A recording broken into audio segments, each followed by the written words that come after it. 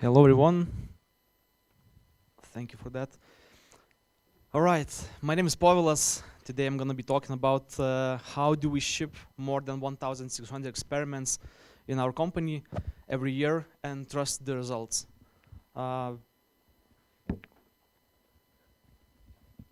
same slide with the same title. Some agenda of what I'm going to talk about. First, I'm going to tell you a bit about the product and the company. Then some context about the speed and quality, basically where this presentation is coming from. Give you a little bit of information about the experimentation that we're doing, how we are overcoming slow releases, and then the last part gonna be about data quality, how we ensure that data is always correct. So what is Flow? First, Flow is a mobile application mainly for women. It's a period tracker, ovulation predictor application. Also can help you monitor your pregnancy or help with the perimenopause symptoms.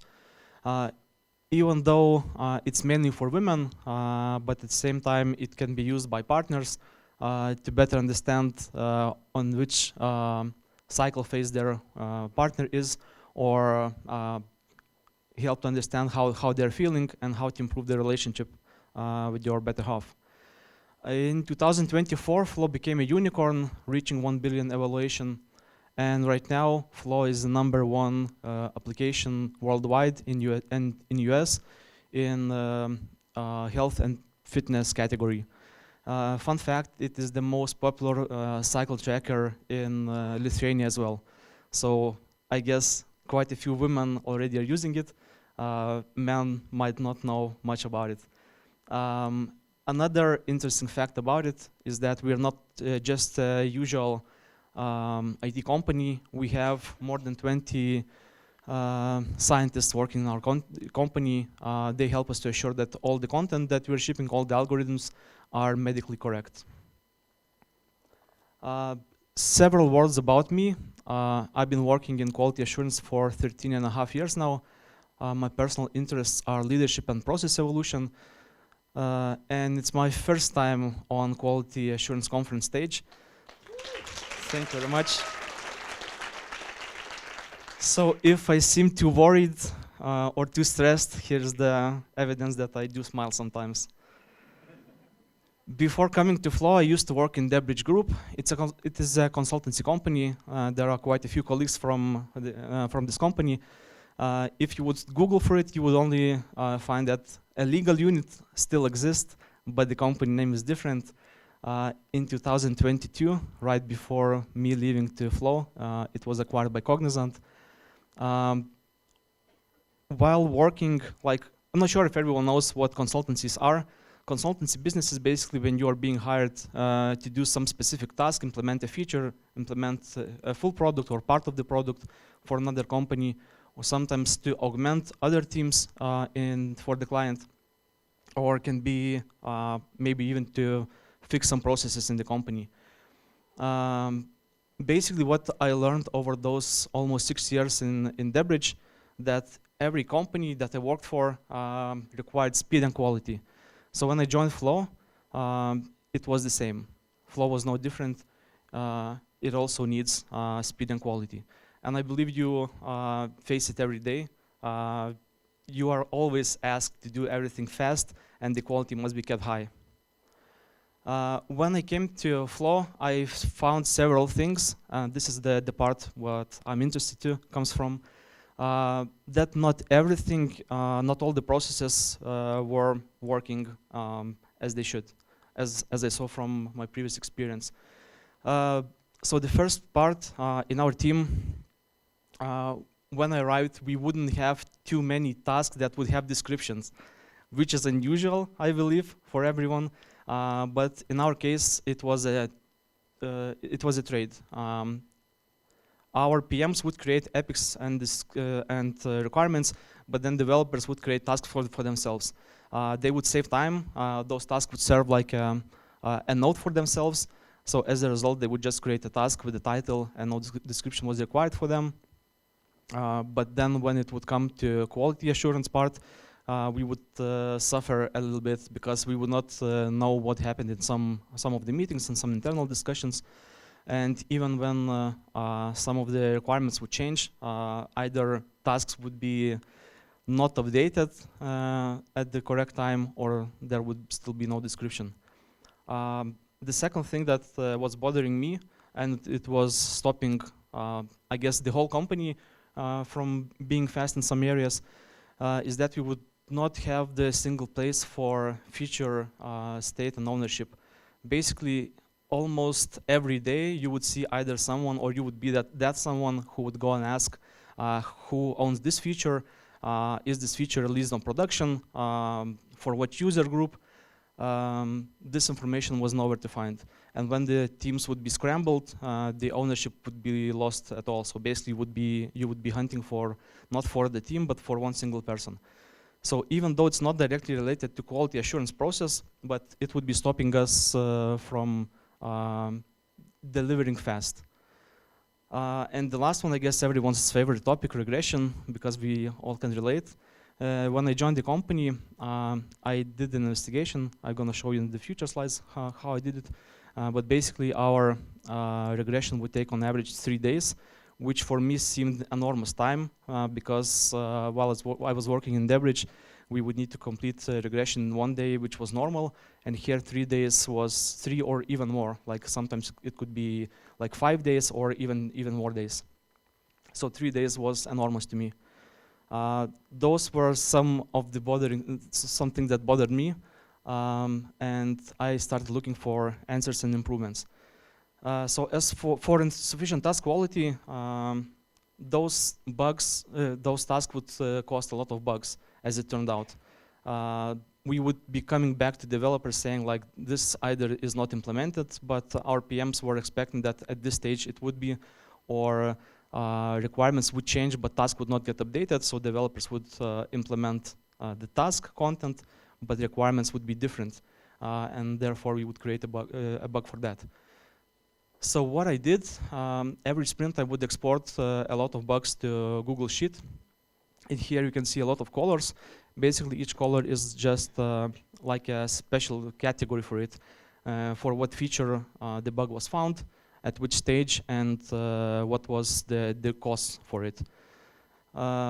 In these graphs, basically it's like an analysis one was done, and all these categories would turn out to be that a lot of bugs were caused by either insufficient requirements or requirements would have changed. And after I presented all of this research to my team, we decided that we must start adding more meaningful descriptions, and tasks must be updated more frequently. So as a result, we updated our definition of ready and definition of done, and this problem is no longer there. Delivery process improvement was fixed by adding feature registry. It was a carryover, like the idea was carryover from my previous company. What you can see here on the screen is the Confluence page, which would consist my team's features that we had, and also some information on when it was released, for which version, for what user group, and what is the configuration, if there is some specific configuration to get this feature. I will tell you in the future slides why it is important. And the most interesting part, I guess, it's regression analysis. So basically, either every sprint or every other sprint, I would go and collect some information about regression, why it's taking that long. What I found, all right, what you can see on the screen, what's moving that fast. Basically, every sprint I would collect the timestamps. When the regression started, we had 2 stages of it.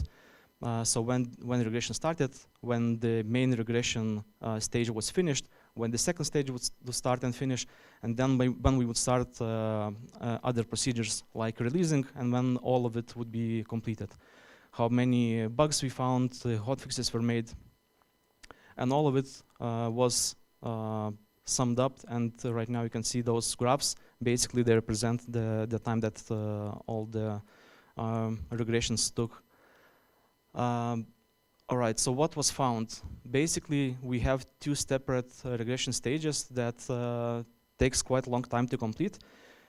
It was a legacy process to have these two stages one after another, and you cannot start the second stage before all the teams completes the first stage in the first place. And also, what also was a legacy process is team would focus on the deadline instead of starting regression sooner. As a result, if something gets some unplanned things would appear during regression, each stage can be delayed by 1 day. So instead of 2 or 3 days, you would get 3, 5, 7 days of regression. It wasn't that often because the average is still on around 3 days, but it would happen from time to time. What we did, so after I presented this data to QA community, we agreed on two things. To merge those stages because there was no longer a reason why we should have those two stages as a separate ones, and we should start regression sooner without waiting for completing on the deadline. As a result, regression was shortened by 40%, which is kind of unusual, I guess. The number seemed quite big, but in our case, the data, this is what data was showing. And sometimes you just need to reorganize the process instead of doing automation. Can this regression be shortened even more? Of course, yes, it can be. Should we? Well, yes, but be smart about it. There is a reason why we have a bit longer regression. We can probably shorten it to make it shortened to 1 day, but we should not reduce it to 0 days. The reason for that is that we're making a lot of changes and quite a few changes, not changes, but the application is quite fluid.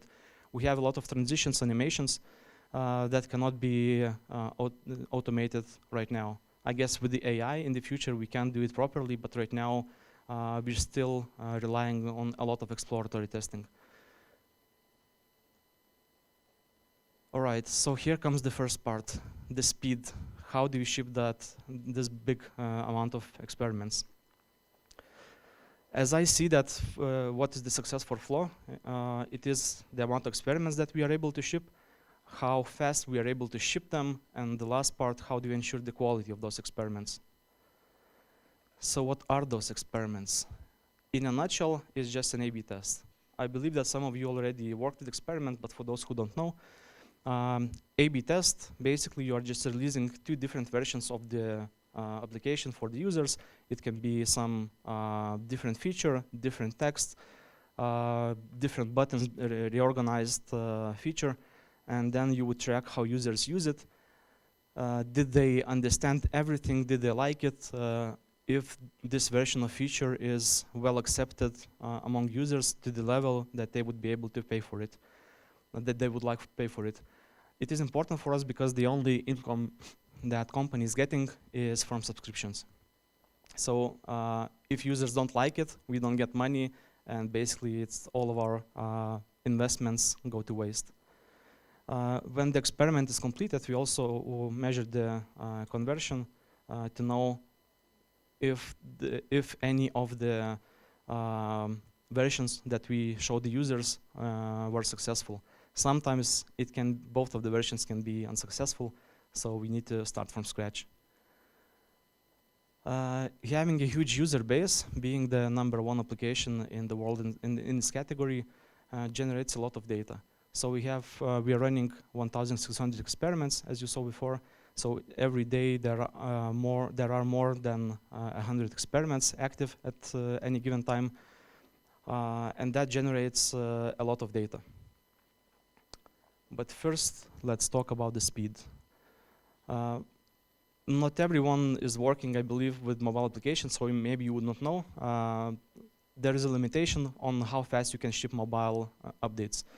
The reason for that is that when you want to release the application, you submit it to the store, to Google Store or Apple Store, and they're doing their own review. This review can be done in 1 day, it can take a week, and we cannot change that. And afterwards, we need to When we ship the product, it's being shipped in stages. It's not shipped like a whole product. We ship in small batches, so we enable it for 5%, for 0.5% users, for 2% users after a day, and the whole release cycle takes 1 week. How it looks on the timeline, basically we have 2 weeks of sprint development, then 2 days of regression, then comes app review when everything is done on our side, then basically we wait, and then we have a phased rollout of 1 week. In total, it takes us around 1 month. How do we overcome it? There is a pattern called backend for frontend. What backend for frontend is, I tried to find an analogy what would be easiest for everyone to understand. Basically, it's like a web application. Everything is being sent from the server, like HTML, CSS, scripts, and then the browser would understand what it received. It would interpret and render the page. It is similar in our case, but application is carrying all the rendering logic. And it's not HTML and CSS. We're sending everything in JSON format. What the benefit is that you only need to implement it once for both applications. And also, you can redeploy this BFF service whenever you want. Of course, there are native changes on the client side, but we are moving forward to the BFF-driven product more and more. As the biggest benefit of it is that you can redeploy whenever you want, so we can deploy changes multiple times per day. We are not limited by Apple and Google. UI Constructor is our BFF framework tool that we have. UIC for short, it's a server-driven UI framework, so meaning that server would send all the information about all the UI elements, and client would understand and interpret it. When you first would think about it, you probably think that's it can be only quite basic, but we reached quite a good flexibility. As you can see on the right side, there is a moving picture which shows that layout can be dynamic. Elements can appear, disappear, they have transitions. And the code is quite simple. Not sure if everyone can see, but basically it's just JSON describing elements, describing content in the JSON, and everything gets rendered as a page for the user. Here are 2 examples of the same feature on Android and iOS. Basically, they look the same apart from screen size and font scaling, but users would not tell a difference. How do we ensure quality of UIC? Even though the solution is complex, it's quite, some of the things are quite easy to do, as for example, end-to-end tests. Everyone are doing that for not only for mobile applications, for web applications as well, but also we have several different layers.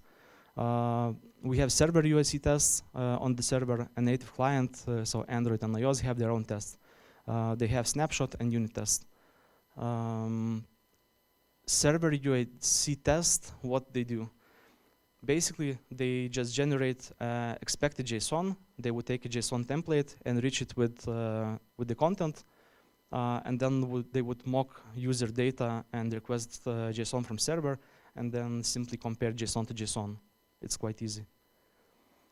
Native client has several more layers because it's carrying a little bit more complex load. JSON has to cover JSON parsing rules. Client has to cover JSON parsing rules. They're just simple unit tests. Reactivity validation means that when the element has to change its shape, form, appear, or disappear, it carries some additional logic there, and we have to cover with unit test them as well. And also, since JSON carries a lot of information about all the elements, they can become they can be in various shapes and sizes, which means that every option has to be verified as well. So what the developers do, they create multiple versions of each element, makes a screenshot of it, and then compares to the expected one. Right, trusting the results part. How do we trust it? We have data quality for it. There are different data types that we have. Basically, there is user data describing some user preferences, user parameters. Operational data is related to business processes. And analytical data is basically all the data that we get about users' usage in the application. What they did, what they saw, how they interacted with it. And analytical data is the biggest contributor to data points that we have daily. Here's the example of how analytical data would look like. Basically, we have several most common types of it. Object impression describes if user saw the element, did it see it as a full element or part of it, for how long. Action triggered means that if user interacted with the element, did they click on it? Scrolling is kind of self-explanatory. Did user scroll? To which direction? For how long? And screen closed, if the user closed the screen, from which screen it was closed, and what action was used to close it. On the right side in the example, you can see that on the, I'm not sure if you can see, but if you do, screen, on today's screen, user saw loading state for 456 milliseconds. So it was quite fast, but yeah, you can see that there are quite a few parameters carrying with each of the data types. For us, data must be correct for various reasons. We are handling personal identifiable information, which carries its own standards, not only internally, those standards are coming from, but also externally. There are multiple institutions and countries have regulations for it, so we have to adhere to those regulations. Also, if data would get corrupted or lost, users would easily lose trust on us. And in addition to all of that, all the data brings additional strategic value for us. We think about ourselves as we are a data-driven company, and all the business decisions are made according to the data. For data quality, we use these tools. AWS DQ is a library for data validation test. It's an open source library, everyone can use it. Basically, it has functions to validate the data. Looker is used for data visualization, and Obsgenie is just a simple alerting tool. I guess many of you are using it. When some issue appears, we're getting the notification either to Slack or to emails of something happening. Here are the mostly used data checks. There are quite a few more, but I didn't want to bother you with all of them, so here are the most common ones. Data completeness would check if in the single column there are no null values. Data consistency is looking for some particular predefined values, and if there are any different values, test would fail. Data anomalies is checking if the amount of records did not increase or decrease by big margin. And data uniqueness checks if all the values are unique in that column. Here are some examples. Data is made for this presentation, so don't start looking for logic in there. But basically what you see in this example, in the locale column, all the locales are in two-letter format. It is EN for English, DE for German, ES for Spanish. But there's one value written in plain word English. This test would fail because the English would not be expected here. As for data completeness, in the screen column you can see that there are some empty fields. There will be null values. And there is a separate column client, and you would see that if you match, if you link two dots, you would see that on Android, screen value is not filled. What would that mean in our case? Is that Android would stop sending screens, so either the application is broken, feature is broken, or maybe analytics algorithm is broken on Android side. In data pattern example, we can verify various patterns. I thought that GUID is the one that's most common, and most of you already know what it is. So we would check if the field has only values with the particular pattern. In this case, is GUID pattern, so the value would not meet GUID pattern rules. The pattern can be defined in regexp, or you can have even some custom validations there if you need. Data uniqueness, also reused ID column. All the values in ID column must be unique. So in this example, there are 2 duplicates. Test would fail. What is a bit more interesting is data anomaly verification. What you can see here, there are 2 red boundaries and 1 blue line for actual data. Those boundaries would be drawn according to standard deviation principle, and it would readjust every day. And the blue one is just amount of records, some specific records. What you can see on the around March 23 is that the application would stop sending any records around that time. So developers, not developers, but teams would get notified about it. And in this case, this is actually the real data. I just changed the name of it, but it doesn't matter right now. So basically what happened, we got notification, it got fixed within 1 day.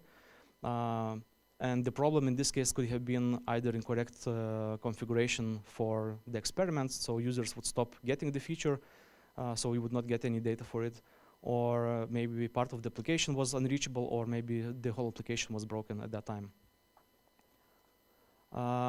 As you can see, after the data anomaly happened, the boundaries got readjusted and they got quite wide. We can restart calculation of these boundaries, but in this case we didn't do it. So I draw the red line where we usually would reset the boundaries. Here's another example of data anomaly. In this case, the amount of data got increased around March 23. It would not be a bug probably in our case. Usually when we increase, open the door for wider audience of people to use the feature, the amount of records increase, but it's still a good thing to keep the pulse on it. For everyone who likes to see the code, here's the example. This was the actual test. I only changed some names of columns. Basically, each test is consists only 2 parts: selection of the data and then validation itself. So you can see that there is selection from the database for some particular day, and then we would do 2 checks. Of course, there would be more columns and more verifications, but for demonstration purposes, there are only 2. So for ID column, we would check if it does not contain any null values. And for diagnosis column, we would check if it contains only positive and negative values. So test itself is quite easy to understand and write. There are more functions. I do not want to bother you with all of them. I believe there are around like 24, and you can write your custom ones. But if you want to get a deeper dive into it, you can check documentation. It is open source. Once we complete data quality tests, automate all the workflows, assign tests to some particular team, add documentation, we call this data certified. Every new feature that we release, even every experiment that is running, all the data is certified, sorry, because we have to trust all the data all the time, so it must be certified.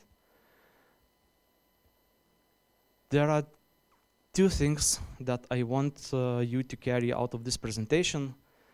Sometimes simple solutions can work wonders. Even some simple changes in regression process, in our case, shorten regression by 40%, which is huge. Of course, you can do a lot of automation there, but sometimes it makes sense to check your process as well. Maybe there's something to improve. Backend for frontend, even though it is quite complex solution to do, testing part can be quite easy. As you saw, we just do some simple JSON to JSON comparison and screenshot tests, and of course we can do usual end-to-end automation. And just to stress it out, quality and speed for flow success,